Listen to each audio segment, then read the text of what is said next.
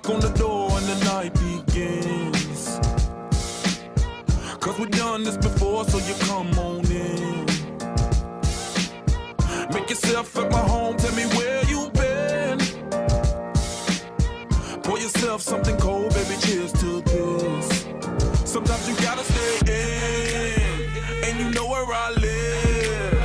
Yeah, you know what we is. Sometimes you gotta stay in. Welcome to my house, baby, take control now. We can't even slow down.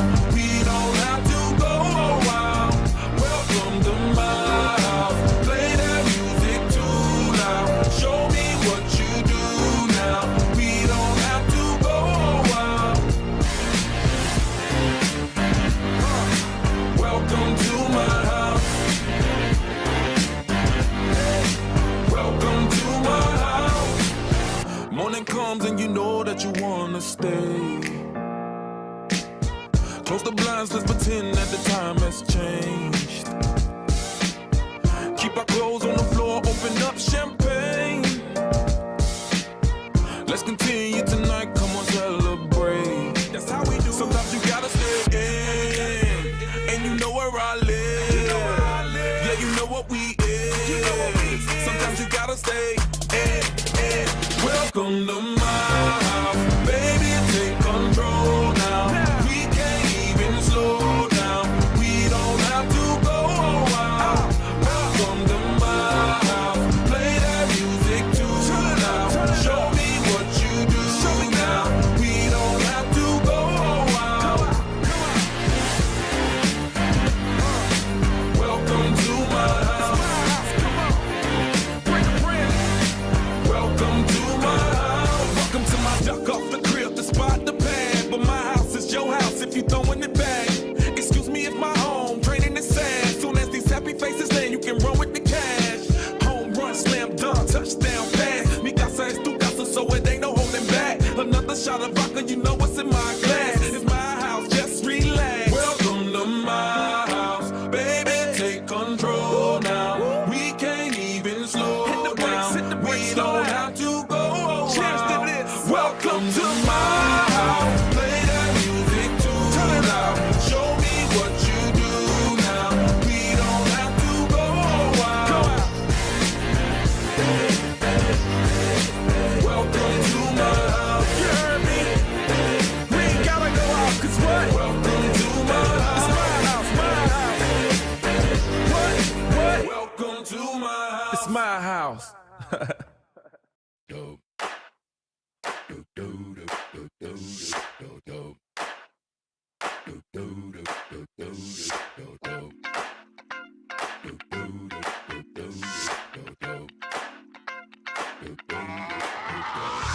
This shit that ice cold Michelle fight for that white gold. This one for them hood girls, them good girls, straight masterpieces. Styling, wildin', living it up in the city. Got Chuck's on with Saint Laurent. Gotta kiss myself, I'm so pretty. I'm too hot. Call the police and the fireman. I'm too hot. Make a dragon wanna retire, man. I'm too hot. Say my name, you know who I am. I'm too hot. And my band about that money. Break it down. Girls hit you, hallelujah. Girls hit you, hallelujah. Girls hit you, hallelujah. 'Cause Uptown Funk don't give it to you. 'Cause Uptown Funk don't give it to you. 'Cause Uptown Funk don't give it to you. Saturday night and we in the spot. Don't believe me, just watch. Come on.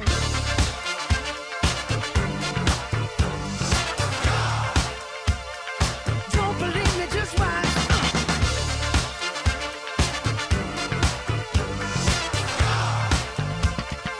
Don't believe me, just watch. Don't believe me, just watch. Don't believe me, just watch. Don't believe me, just watch. Hey, oh! Stop. Wait a minute. Fill my cup, put some nigga in it. Take a sip, sign the check. Julio, get the stretch. Right to Harlem, Hollywood, Jackson, Mississippi. If we show up, we gon' show out. Smoother than a fresh drop. Hello, everyone, and welcome to Hacking HR's panel We are today going to be talking about vulnerability and authenticity at work. But before that, why don't you share where you're joining from and your city, your country? How do you feel today so that we can see who is joining us as an audience? Let's see. Let me see. Okay. There's a bit time gap between the chat coming and the live stream. California, hi Shannon, welcome. From Argentina, Jessica, hello. Robin from Austin, Texas. Sierra from Kansas City. Lynn from Durham. Shirley from Bangalore, India. It's almost late evening there. And Argentina, from Iran. Hello, from Minneapolis, from Georgia, from Nigeria. Wow, we have such diversity. Today we'll be talking about how vulnerability and authenticity helps being diverse as well. So this is great that we have great diversity in the audience. I'm joining from Istanbul, Turkey. So kind of in the middle of the world. It's almost evening here. And today we will have our panelists, and they are will experience in the HR section, and we will be talking about how we can use authenticity and vulnerability in the workplace. We have Lisa Sanders Nakahara, Monroe France, Terry Shindu, Angela Briggs Page, Dwayne Smith. Welcome, everyone. Good morning. Where are you joining from? We have a perfect diversity all across the globe. The audience is joining all across the globe. Where are you joining from? Well, right now I'm on Long Island. I'm my home on Long Island, but I also live in Boston. So, but I'm on Long Island today. Yeah. Okay. Good morning. Lisa? Angela, you go. Angela. Good morning, good afternoon, good evening, and good night for some of you. My name is Angela, and I am joining from the United States in the state of Tennessee. Welcome, Lisa. Hi, I'm Lisa Sanders Nakahara, and I'm joining from what we have a teeny bit of sunshine in California. It's only for okay. Yeah, we can use some sunshine. Terry?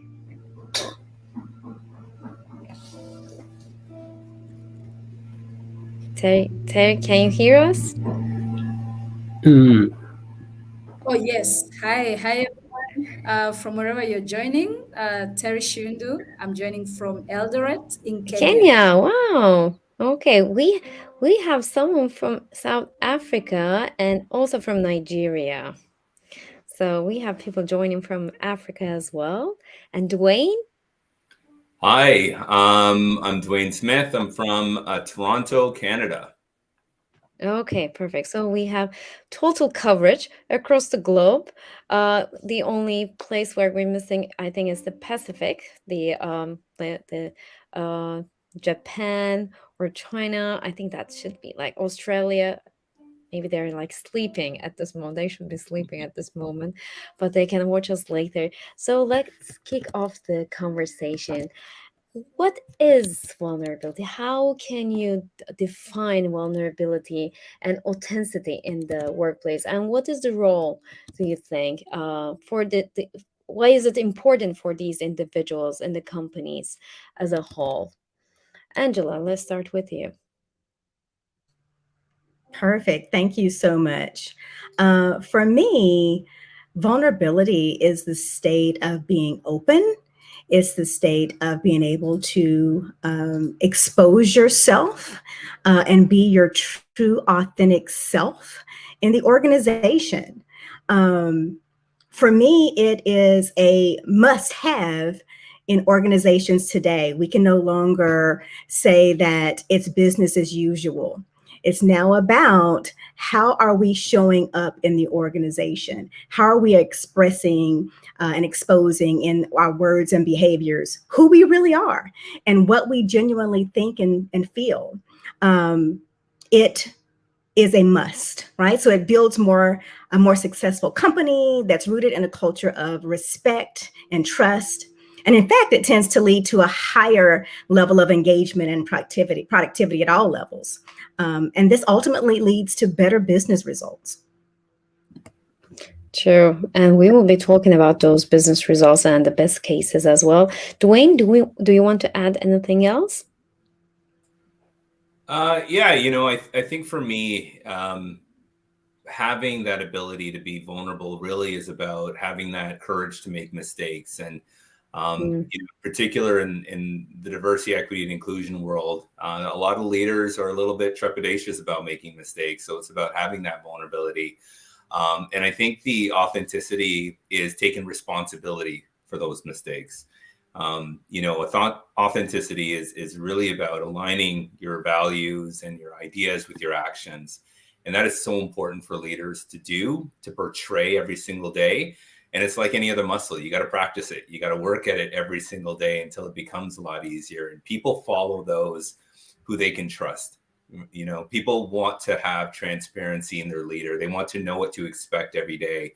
And once you create that culture of vulnerability and authenticity, it resonates and your associates feel more comfortable coming to you and making mistakes themselves. And they'll take responsibility for mistakes. And that really drives innovation because people are free to express the things that they want to achieve and the ideas that they want to bring to the table. Perfect. And Terry, I would like to ask you, so when we are talking about like being exposed, being okay by, with making mistakes, as a leader, how do you see that? How can those leaders make sure that they are like truly staying vulnerable and authentic, but like without necessarily exposing themselves too much?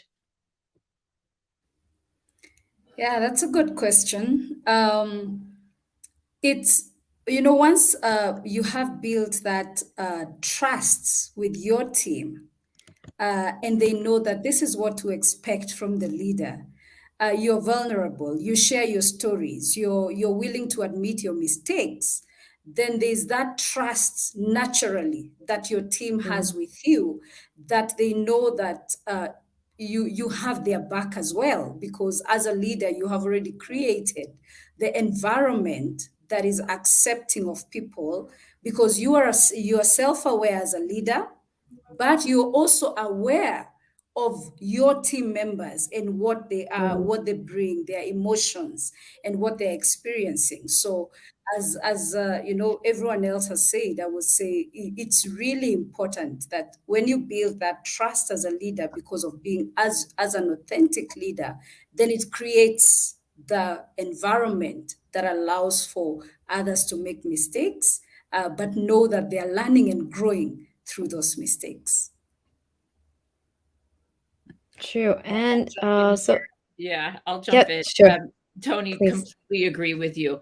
I will say that you will create that trust by being vulnerable and authentic, right? That comes from, it's a result, right? It's an outcome of actually walking the walk and talking the talk, right?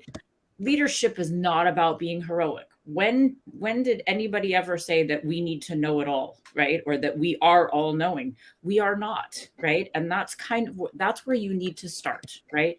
You need to start by telling the truth, being open about your weaknesses, right? It's ultimately a sign of strength. And to your point, Tony, immediately creates trust for the rest of the team, the organization, to follow you, right? You're leading that, right?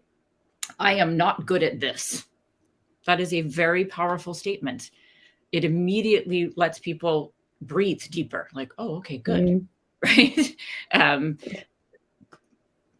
agree, Lisa. I think leaders have to practice what they preach. So, they need to feel that feeling and know how hard it is to open yourself up. They also need to know how it feels to be either accepted or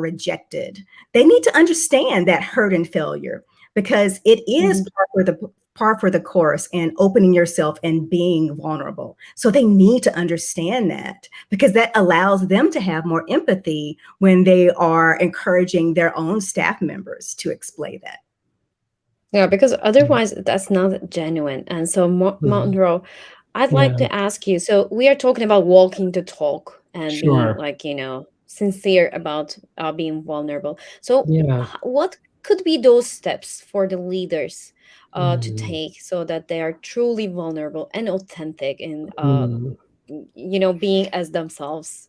Yeah, thank you for the question. And just to build on what my colleagues have already brilliantly said and trying to not be redundant, but what I would say, one, for me, right, and I'm going to be a little disruptive here, is that I don't believe in like bringing all of yourself into the workplace.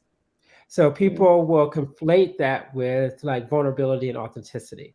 Because there are parts of me that I enjoy being on the weekend that I should not be bringing into the workplace. If you are like a bigot, I don't want you bringing that into the workplace, right? If you can't, I want you to bring in your best self into the workplace as possible, right? And so, and we can help you get on that journey. But those are some. But the difference of that is the authenticity and the vulnerability when it comes to the appropriate parts of yourself in the workplace, right? And that's the parts that are going to help the organization thrive. And that thriving happens through really operationalizing diversity. Really, like, being a model of a person who says, going back to Lisa's point about, I'm not like, I use this term, I don't know, right? And then once I started to be able to embrace I don't know as a full response to a question, right? Or an expectation my team has of me, it freed me up, right? To be more of an empathic leader. It has freed me up to be a more thoughtful leader. And it has freed me up to also be a leader who's able to model more of those behaviors, as you said, by asking questions, being curious, right?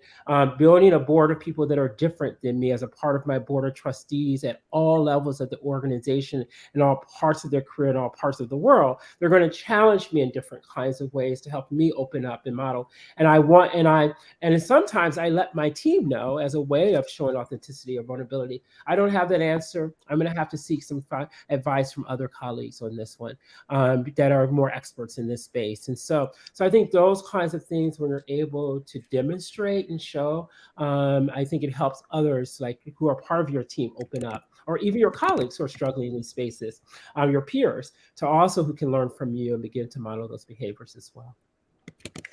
I love about the I don't know. I think that's perfect because like accepting that you don't know and accepting the things that you know opens a whole different and a new space for people to express themselves freely as well. And Lisa, you wanted to add something? I agree with you 100%. The vulnerability, and I think that's where we, should start. Vulnerability in our workplace does not mean that you have to share your deepest, most personal secrets and let it all hang out. That's not what it's meant for, right? There's two sides to vulnerability. With our families and our friends are very different than the vulnerability that we impart, right? It's a superpower in work, right? What it means is letting down your guard and putting pretenses aside, right? And be yourself, be authentic to who you are, and start conversations with, I don't know, or, it's not comfortable, right? It doesn't make you weak though, right? It allows you to show people that you are you, and that you do not know everything, and that's okay. We should not. I think weakness. You mentioned a very important thing, because like differentiating how we are being vulnerable in the workplace and when we are just like at home, because like it's a different context, and sometimes people just like misunderstand that, and sometimes like misuse it too. So, and that's they end up in some like conflicts or like hard situations, and they say that, see, this is the result of being vulnerable, and they just like avoid being vulnerable because they misunderstand or like misuse the term. So, and having said that, Dwayne, what do you think are some challenges that people face when they are trying to be vulnerable, or when they are vulnerable and being authentic in the workplace? Yeah, it's interesting because I think there's a couple ways to look at it. On one hand, I totally agree with what Monroe said, and Lisa echoed in terms of vulnerability having its place, because I think there's this common thought that vulnerability and authenticity equals benevolence, and that's not necessarily the case. You can be vulnerable and authentic and be very, very insulting. So I think it's important to recognize that could be disruptive as a leader in building relationships. But also, I think leaders in their position, being vulnerable means that you are giving up in your mind this pre-existing thought that leaders need to know everything. Leaders need to be infallible, and that's not the case. And I think leaders are afraid to make mistakes out of fear of having their leadership questioned or judged, or potentially even in some ways manipulated down the road. And I think that's a personal misunderstanding that a lot of people have to think introspectively and say to myself, well, what is the reality here? And you have to tap into your emotional intelligence at this point, reality testing. And when is my, objectiveness in terms of how I'm feeling going to come into play to really help me see things for what they really are? And I think that's where some leaders need to know that if they're not having the courage to make mistakes and having the courage to be authentic and saying, hey, I don't know this, or hey, Ramadan is happening right now, and I just want to understand a little bit more about your experience and how you're commemorating Ramadan. Like, having that vulnerability to ask that question, that's what leaders need to do. Because if in sands of asking that question, what happens is you may do something like you may organize a potluck for your staff during this time, right? And somebody's going to feel left out. So it's having that courage, right? And understand that the mistakes that can be made are more hurtful to your leadership, affecting the culture of your team, if you aren't vulnerable and authentic during that time. Yeah, I think this is perfect how you gave that example. I was working for Best Buy Turkey, and I was giving training to people, and I was fasting. It was that time of Ramadan, and I was fasting.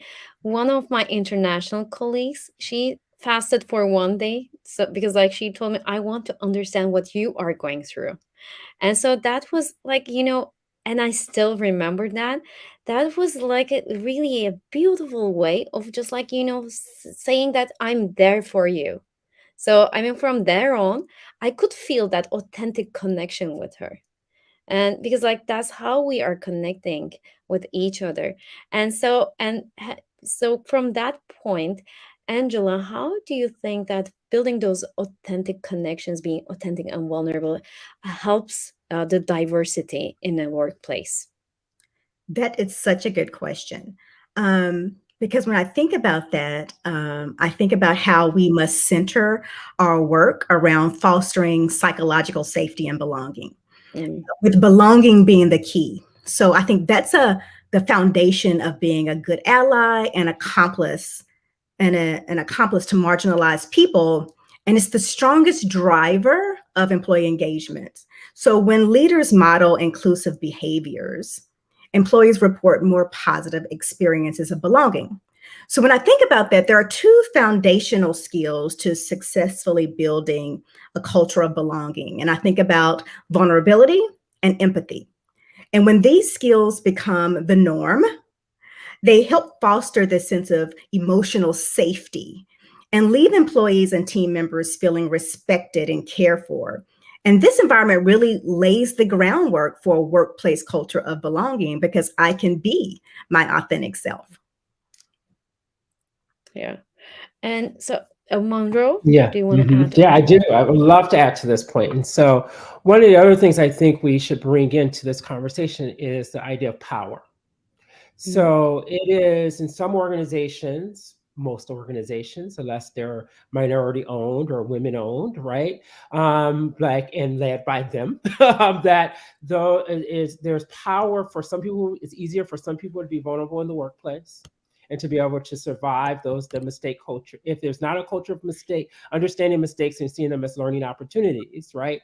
Then we have to really like first deal with the power dynamics and differentials in the workplace, if we're going to get to a place in which that we center and value vulnerability and authenticity in the workplace.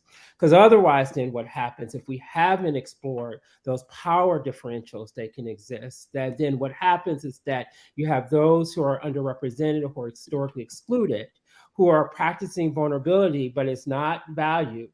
And then it actually is counterproductive to, like, they're navigating the workplace. Now, there are ways around, and I have learned this, and one thing I've done, like in order to be able to still exist in a space of being authentic, while also knowing that the organization was quite not there yet.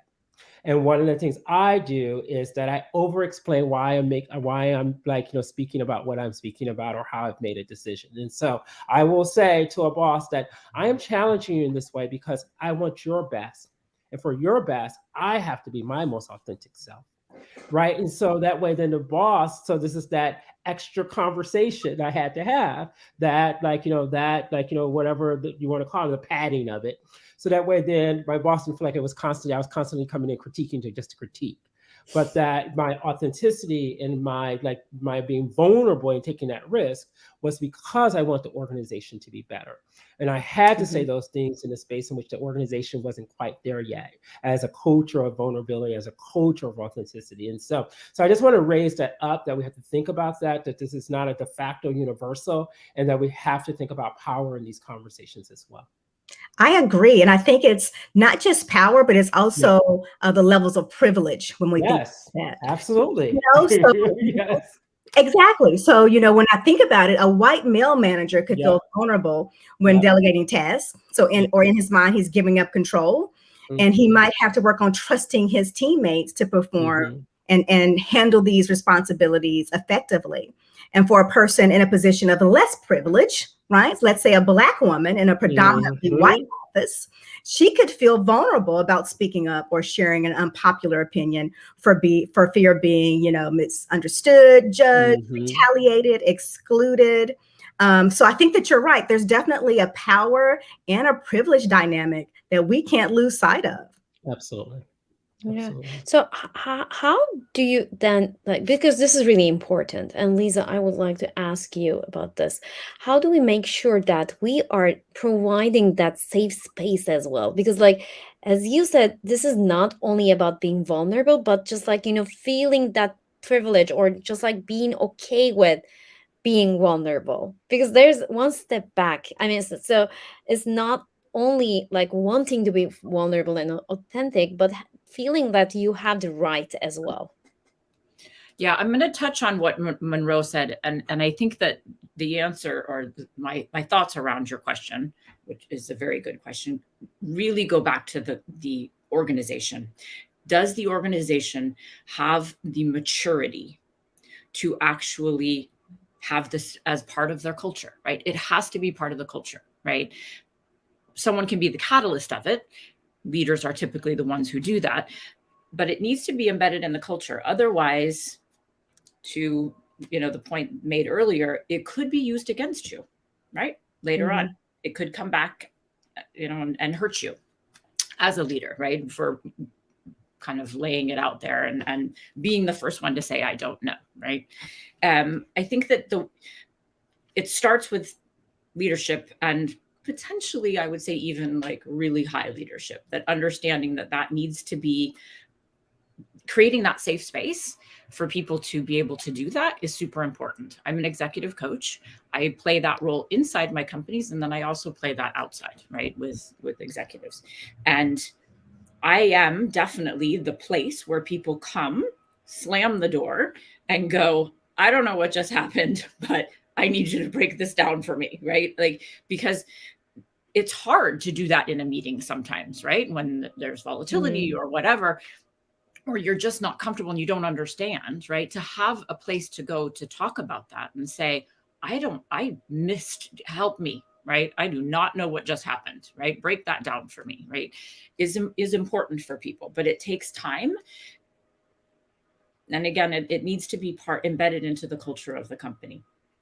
And leaders That's, with I high think, IQs recognize that this is a powerful tool, but sometimes it takes time. And if your culture is not supportive of that, it's going to be hard. yeah, totally agree. Because if it's not in the culture, then you don't have any grounds to stand on. And being vulnerable, sometimes it can be taken wrong if it's not really engraved in the culture. Terry, Yeah. you want to add something? Yeah. Oh, sorry. Yeah, I just wanted to add also that, just on what Lisa has said, that really it takes the leadership. It has to begin at the leadership level to have these uncomfortable conversations where they are honest. As leaders, we are honest with each other, because sometimes that's where the problem is. For it to go down to be a culture within the organization, it really has to begin with the leadership. And as leaders of the organization, are we authentic? Are we open to actually give feedback to each other as leaders? Because sometimes we will a wild example, a leader will, a manager, or say the CEO, will make a presentation and probably bring something out there, but the rest of the team, they are not honest enough to give honest feedback or authentic feedback. So it really has to begin at the top for it to trickle down to the rest of the organization, to really have those uncomfortable conversations, speaking out when necessary. And as Monroe said, we don't have to bring everything to the table, but being at a place where we are comfortable enough as leaders to call each other out respectfully. Thank you. I think you froze. Was there anything you want to say? Okay. By the way, I'm keeping an eye on the comments as well, and our audience, they're also supporting, and they are saying that they have some bad experience with leaders trying to show that they know everything, trying to insult people. And there's one question, Lisa, to you. How do you change an influence from a middle management level? Well, I think that middle management actually is quite powerful. Like if you're, it is an approach that I've used over the years, that if I'm having trouble getting my senior leadership team to buy in to a program or a cultural shift, or adding something to the organization, I sometimes will go middle management. And I do this by speaking with them about my idea or my thoughts, right? During my one-on-ones. I have one-on-ones with everyone in the company, and it's just something that I do. And they can be a catalyst for moving that initiative, that program, the let's say vulnerability being a superpower, right? By being exemplary in their own teams, right? And sometimes it's bottom up, right? Sometimes it just happens because you've gone in middle, and then people kind of sit around and go, oh, that's cool. All right, yeah, I can do that. It is a powerful place to do that, but someone needs to be the catalyst of that, right? And typically it is our role to do that. And I do that with people in my one-on-ones, right? Kind of, fostering. So I think that as leaders, we have an important role to play by absorbing fear and uncertainty, right? And courageously expressing vulnerability allows us to lead with authenticity, right? And that is where I sometimes kind of go in at the middle management level, and sometimes it bubbles up, right? Not always, but sometimes. Yeah. And it is, I think, Monroe. Yeah, I just wanted to say something very quickly. I actually started a middle management program focused on global inclusion, leadership, and management at NYU. And the program was for middle managers is the main driver, because we know that, as Lisa was just saying, that's where ideas can either go and completely die, or if they're having to translate those ideas from the top, to the work across the workforce. And if they don't quite understand it or buy into it or get it, right? But then also, though, if you build the capacity of the middle managers, right, they can actually sometimes, because if they actually are moving things with their teams and direct reports, it can influence the senior leaders because then they don't want to be left behind. And so that's exactly what my program did. When it started focusing on the middle manager leaders, more and more senior leaders is like, oh, I want to be in the program too, because I want to make certain the middle managers know that I'm committed to global inclusion, leadership, and management as well, right? And so it worked out beautifully. And I even did the program in Abu Dhabi. I've done it all over NYU. And so, but it was really effective because that was the focus of helping empower middle managers. And the focus was not about what's wrong happening to them, but it was about empowering them and helping them to understand where their power and influences sit in order to impact change. And so I think that, like, how you can, if you build it into the culture of the system as well, that helps to create the capacity for it to sustain and thrive. Yeah, I agree, Monroe. I think middle management they are probably the most powerful catalyst for any initiative, right? Because if you think about it, they touch more people than senior leaders do, right? They just have a way bigger impact. And it's important to involve them. It's really important very early on. I mean, how many times have we all seen programs that have been rolled out and 2 months later, everyone goes, what happened with that? Right? Because it dies. It went to some graveyard, right? Like, oh no. So it happens. And if you get middle management involved right from the start, they can be the champions for it. Exactly. And so, Dwayne, let me ask you, how do we manage? So, we are talking about middle management, how to just like, make this one.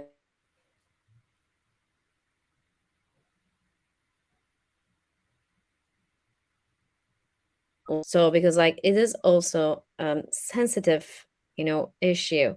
So, how do we make sure that we are keeping that professional boundary, but at the same time being vulnerable and authentic with the others? I think I missed part of the middle part of your question there. I think you froze there, Oh, but You froze. Yep. okay, sorry. So let me say it again. So I was asking because this is sensitive. Sometimes it becomes sensitive for people, and when we are talking about middle management, we are talking about like really a good bunch of people in a company, and so that they are touching almost most of the employees in the company. So, and sometimes they're not as experienced. So, how can they make sure that they are keeping those professional boundaries? And because it's really a thin line between being just like, totally open and vice versa, and being like vulnerable and authentic. So, how do they make sure that they are keeping their professional boundaries with their team members while being authentic and vulnerable? Yeah, it's a really great question. It kind of reminds me when I first started out as a leader. And I think it's that age-old, challenge a lot of new managers have, which is how do I stay a manager and influence with my managerial abilities and my leadership abilities and build relationships. And I think we toggle between the two when we start. And a lot of new managers follow one or the other paths, right? They just want to be very good friends with their people and they want those relationships to flourish. And a lot of them coming from the front lines are used to that environment, right? Because you had people around you, colleagues that you fraternized with every single day. And you lose that a little bit when you move into that management level. Then some others are more senior level focus. So when they move into a manager level, it's like, I got to follow what this organization is telling me to do, and I got to do it perfectly. And I think that goes back to the points that were mentioned before about those power dynamics, right? So if you're a person of diversity and you're moving into a management position, it's like, that's an even more difficult situation to be in, because it's like, if I build too much of a relationship with people, then I may not come off as a manager, and I may be held accountable by my senior leaders. But then if I come off too hard as a manager, then my people may think I'm a terrible leader, right? And you actually use your identity to amplify those concerns that you have. So it's really important to, I think, really focus on your interpersonal skills, building relationships, but doing it from a place of understanding where people want to go. where do you want to go as an associate, as an employee? Like, what are your goals? What are your strengths? What are your challenges? And then you have to, as a leader, break down those barriers. Now, obviously, middle management are taking a lot from senior levels, so they have these certain expectations that they have to meet. But you got to filter those expectations, to replicate exactly what's coming from, your senior leadership and bring it to your front line. That's not the point of the middle manager role. The point is to take those core competencies, those outputs that senior level is expecting, and say, how do I make this land on my team? And Simon Sinek has a great video out where he talks about everything breaks in the middle. And middle management is they are the key conduit. It's like how they feel. What are their competing interests? Are senior leaders focusing on numbers? And if that's the case, they're going to focus on numbers with their people. So it really starts with the top in terms of what that message is. But middle managers have to be very focused on their people's goals, the things that they're looking to achieve, and then saying, how can I fit in to help you achieve those goals? And I think as long as they stay within those guardrails, they'll be able to not only build great relationships, because like you mentioned, once your manager did something, to, be on par with you, to really understand what you're going through, it probably elevated the abilities that you put forward in terms of your effort and your interest and your engagement. And those are the things that you have to look at as building relationships as a leader, as well as giving them the tools and the resources they need to be successful. So it's not just about being friends, it's about connecting and building those relationships that make people feel good. Yeah. Yeah. And I would add just to that, if I'm, coaching a manager to be able to, express vulnerability, I would say start small. When you're struggling with a task, be honest. When you need help with something, ask for it. When you're feeling drained due to circumstances at home, let people know that you're not 100% because of things in your personal life. Now, you don't have to explain what's in your personal life, but it's okay to communicate that. And so when you're in these and communicating these seemingly minor moments, you're letting people know that it's okay to be honest about difficult things.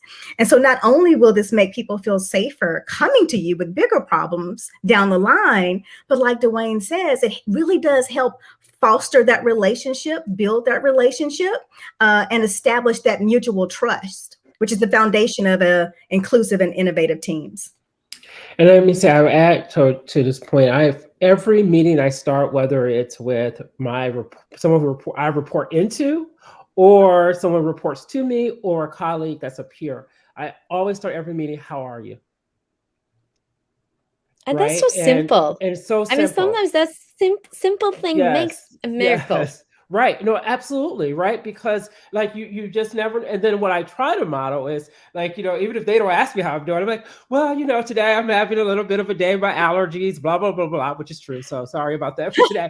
But I try to model that too. And especially I'm trying to be particularly thoughtful for people who I know struggle with authenticity and being a little vulnerable in those spaces, right? And it's not my expectation that they have to share anything about their personal life. It's lovely when you do, because like then you start to make those deep, like more intentional connections. But for some people that will never happen in the workplace, and that's okay. But it gives them a space to say, maybe I'm struggling with this new project I'm working with, or, actually I wanted to follow up with you about something that happened last week that has been bothering me, or right. And so, or I just got something like really exciting that happened to me. Blah, blah, blah, blah, right? And so I try to integrate that, try to model it. And again, at all levels, I ask all of my supervisors all the time, how are you doing, right? And because that's, again, a model of practicing leadership, like, and that meaning leadership that can come from, from all angles, all like, positionalities. And so just something else, this is a tip of something small you can do, going back to that, like what Angela was saying, there's that small incremental thing you can do to model it. Yeah. And Monroe, you're absolutely right, because when I start out, I say, how are you doing? And then they may not answer the question, right. That behavior, and then I have to go back and say, no, how are you really doing? So that they'll know it's yes. to tell me the truth. So I absolutely agree with that. Yeah, you have to lead those questions, those answers sometimes, right? And it's hard, but I think that I'll add to it that I usually start with, I mean, we all have to practice vulnerability. It doesn't come innately, right? Like we're not wired that way, right? And that's okay. So start small, to your point, Angela. Start small. You don't have to go open the kimono and bear it all. But I usually try and start, especially when I'm coaching, middle management or really anyone, is to start by being an active listener, right? Really listening, taking notes. How many people do one-on-ones, don't take notes, don't follow up, have action items, come to the next meeting having done none of it, right? On both sides. Just right? putting a tick on their check. Done, right? I have a rubric that gets sent to every manager of how one-on-ones are to be conducted, right? And that means us as leaders are talking about 10% of the time. To your point, Angela, leading those questions sometimes, because it takes, you're building that trust, you're building that rapport. But being an active listener is probably one of the boldest things a leader can do to really hear people's ideas and answers, right, to those questions. Yeah. And I also like to tell them, be at the curiosity of a child. So when you're listening to someone, be really genuinely curious about what they're saying. Because otherwise it's again like ticking the box. It's like asking those, questions and just like, making sure that you did the one-on-one and it's one thing off your list.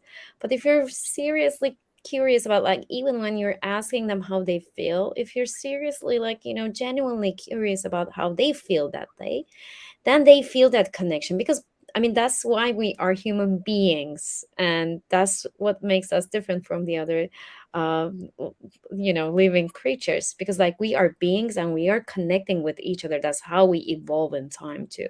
And Monroe, I think what you are doing is really important, because even if they don't feel like expressing themselves at that specific moment, then they feel that they have that space to express themselves whenever they feel like. So it also opens up that space for them for the future. Absolutely. Thank you. Yeah. And just to add, just wanted to add that, I have found that it's so powerful when, as a leader, you create that opportunity for the team to be able to speak openly how they're feeling. And one of the things I did with my team is just come up with a Monday meeting where we start off with, how are you really doing? How is it for you? Because in Africa, we don't make assumptions. In Africa, it's a little bit different because of the culture.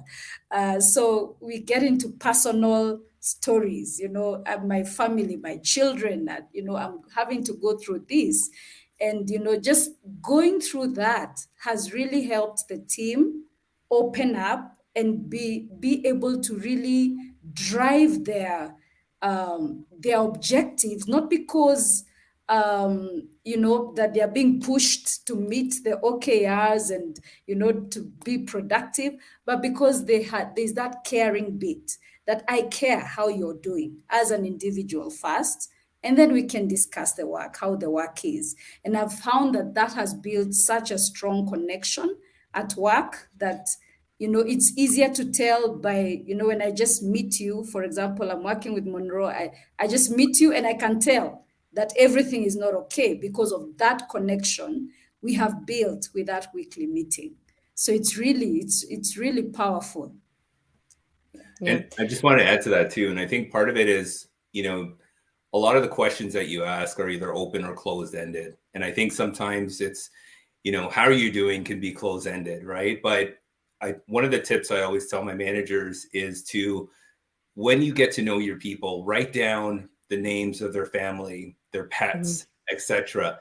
And when you bring that up and say, hey, Terry, how's your dog, right? It's like, oh, and she's going to light up, right? Her she's just her eyes are going to be bright. She's going to be like, so excited that you asked or you remembered. And then by asking, so how's everything going? All of a sudden, it's just this fluid, open communication and connection. And I think that's the important part. It's not just asking that question. It's about asking questions, taking information, because people will take a while to open up before they trust you. But once you recall things that were important to them, that's when that trust really starts to expand exponentially. Yeah. And I would just add, we also need to, be proactive and honest about, things that are happening in the news that can be triggering for some people, right? We need to Mhm. go and model that behavior and talk about it freely and ask how people are going on, and let them know how you're feeling. We know there's a lot going on in the news, and we can't afford to not have those conversations in the organization. We have to say, I know there's a lot going on and it can be exhausting to handle. I'm feeling mentally exhausted. So I want to make sure you're doing okay. This is a safe space to talk and my door's open, but we have to lead with that all the time on a regular cadence. Yeah, that's And really how important good because does it sometimes, feel? How good does it feel when you ask that question, to your point, Dwayne, in that next meeting of how's your pet? And they light up. How good does that feel? Like, as a leader, as a manager, that can light you up, right? Knowing that you touched somebody and that you paid is amazing. That is the biggest high I ever get in my role. yeah, there's one of our audience, she just said, I work with a manager who would ask, how are you doing? But because there was no real connection on that level as a team, most answers seemed forced. So building trust and being authentic first, I think, is really key.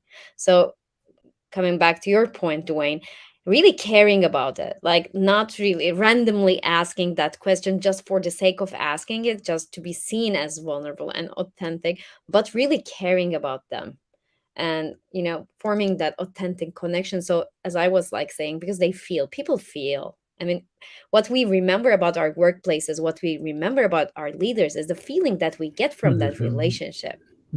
And not and to that point, right? For some people, it will feel like a natural flow, like to just ask. They're accustomed to it, or they feel a connection to you, and they immediately it happens.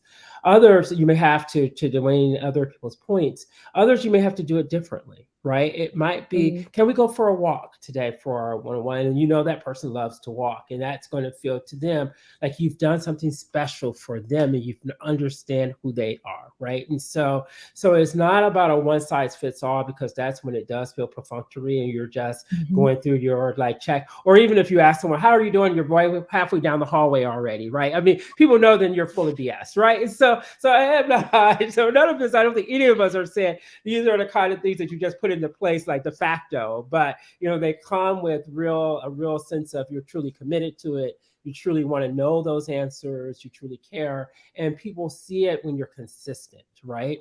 And even sometimes I have to say, my team, I'm a little off today, you all. So this meeting, let's just kind of keep it casual. And, because that also shows that, I'm a human too, right? That there are moments in which or you say, I get a feel that we're all a little tired today. What do we think we want to do with this meeting? Right? How do we think? And that's an inclusive style when you know that you can be flexible. But there's sometimes you can't, because you got to talk about the budget. So it's like, I don't care how tired you are today. We got to talk about the budget, right? Because otherwise it's going to cause other problems. So what it's thinking about is the intentionality, the thoughtfulness. And this is the difference between a manager and a leader. A leader is thinking more critically, is actively, the ideas are in their head. A manager is about just the deliverables. The leader is about how do we achieve an overall goal, which then includes this thing about vulnerability and authenticity, I believe, to be a really dynamic leader that people really believe in. Yeah. By the way, Natalie just mentioned in the comments that mass culture needs to embrace these behaviors as good exemplary, a sign of being a great manager or leader. And she's also giving the example from Wall Street, the scene where he says greed works. So people were just following that model of leadership. So, I mean, we need to showcase and modeling, like Angela was also mentioning, role modeling is really important. And so if the mass culture models leaders being authentic and vulnerable, I think that's going to help a lot, because at the moment we still miss that part by the mass culture. We still, on Netflix, on mass media, we see leaders who are powerful, strong, and meaning that they're insulting people, or they're just don't get it. So we should be role modeling more of these new way of leading, so that leaders also feel comfortable about being a leader like that. Yeah. When employees see their leaders showing emotions such as sadness, empathy, and compassion, it humanizes them, right? And it makes them significantly more relatable. Humans follow people they aspire to be or who they feel reflects how they see the world. So pretending to have all the answers or that we don't get upset or hurt or have or don't have these same emotions, it really does create a barrier to connection and a lack of trust. So Mhm. absolutely we should model that. Yeah. And so, as we are coming towards the end of our discussion, what are the things? So, let's say I want to embrace a culture of vulnerability and authenticity in my company, and I'm a leader and wants to start this, embracing this in the culture. What would be those points that I can use? So, what are the outcomes? What are some best examples where companies are embracing authenticity, and vulnerability? Lisa? Sorry. I cut out there for a minute. Can you repeat that question? Sorry. Sure. My I was audio. saying about the outcomes, like for the companies who are who are embracing this in their culture, vulnerability and authenticity. So, what are your observations in those companies where it is engraved in their culture? Well, I think that, I'm going to touch on what we talked about earlier is innovation, right?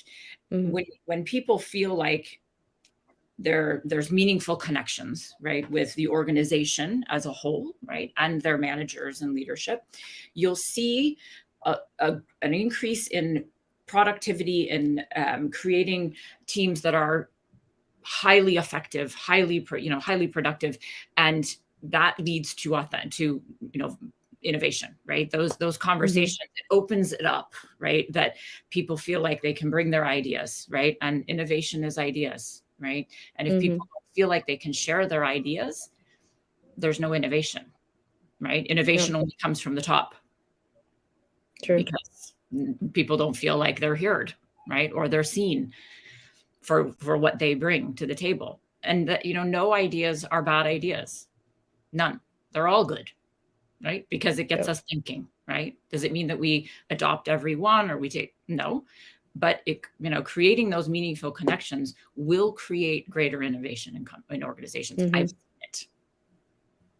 It's a very powerful tool for innovation in organizations, and particularly in software. I'm in software, so that's my my space. And when you create that comfort zone, people take risks and they speak up.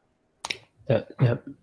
And that's what I was going to follow up with the speak up piece, right? Because when people feel that they're in a culture or an environment in which that, they're not going to be obliterated for, being the person that disrupts, the normative thinking, right? Or a person that's willing to bring in a different perspective where more innovation then becomes possible. If you're not in that type of culture, you're less likely then to have a great idea, right? You're less likely to share your perspective, right? Because you're like, well, they don't care about me. So I'm just here to do my job. And at 4:50, depending on what your time, whatever time scale you work on, but at 4:50, how dare you come to me with a question? Because my computer's already shut down. I'm already thinking about picking up my kids from work, right, from school, right? And but if you have someone who cares, who feels that their perspectives are valued and the diversity of who they are, is seen as a bonus, as an asset to the organization. That does include thought diversity, which is not divorced from who we are, right? And so if culture means anything. And so then, therefore, if I believe that I'm valued for who I am, then my perspectives I feel are valuable. And then I'm more likely then to offer those ideas and those different ways of being, even when it's disruptive to what everyone else thinks is the best way to do it. And that disruption can lead to a new way of being that could bring in more revenue, it could solve a problem, and it could save the world when we think about things like healthcare, et cetera, right? And I have examples that have happened in history when we think about it, learning from milkmaids about what do we need to do to solve for syphilis, right? Who were not, when scientists couldn't get it. And these milkmaids are all healthy. And they're like, what are they doing? What are these women doing? And they're like, oh, it's the bacteria in the milk. Where have you been? Right? So I think things like that, when we can start to value people for their perspectives, even when they seem like outliers, I think that shifts things and it creates, as Lisa said, more innovation across sectors. Yeah. Yeah, my advice would be to manage you. Leading by example is first and foremost. And we need to understand that vulnerability is what vulnerability is, and practice it ourselves before we encourage others to engage in it. Look, with our employees, we can't force them to be vulnerable, but we can meet them where they are and build trust with them so that they feel supported. And if they do choose to be vulnerable with us, we can meet them with appreciation and empathy. So I think it starts with, let's manage ourselves. Yeah. So to get your closing remarks, Terry, let's start with you. What would be your recommendation to these people who don't feel really comfortable about being authentic and vulnerable? What could be the first steps of adopting those traits? I would say observe, learn from others. You don't always have to be at the upfront, learn. There's something Angela said about starting small. So be observant. Who are those leaders that are authentic, that you admire, that you can learn from? What is it that differentiates them? That leader who is authentic from those ones that are not. What's the differentiator? And you can learn and pick up from there, and just practice small, little by little, and definitely it's possible to create that and start as an individual when you learn from others. Thank you. Thank you. Dwayne? Yeah, I think the first thing, based on what you mentioned before, is just, any political speakers, any political position individual that's speaking live on television is speaking from a curated speech. Movies are exaggerated, right? So don't model your leadership based on what you see in media, I think is the first and foremost. And I think second is take small steps. I really love that suggestion. I think it's so important to take small steps and say, what's one thing I can do today to be vulnerable and to extract vulnerability from someone else, knowing that I have to start first. And I think for CEOs and organizations, they need to be visible. I think be visible, be vulnerable, right? Show people that you're not perfect and that you have and you do make mistakes. And that will welcome other people to, like Monroe said, be more expressive and innovative, et cetera, because they don't have that fear of being, ostracized because they're thinking different, or they're letting a little bit more of themselves come out in their work or their ideas or their relationships. So it really starts at the top. Thank you. Lisa?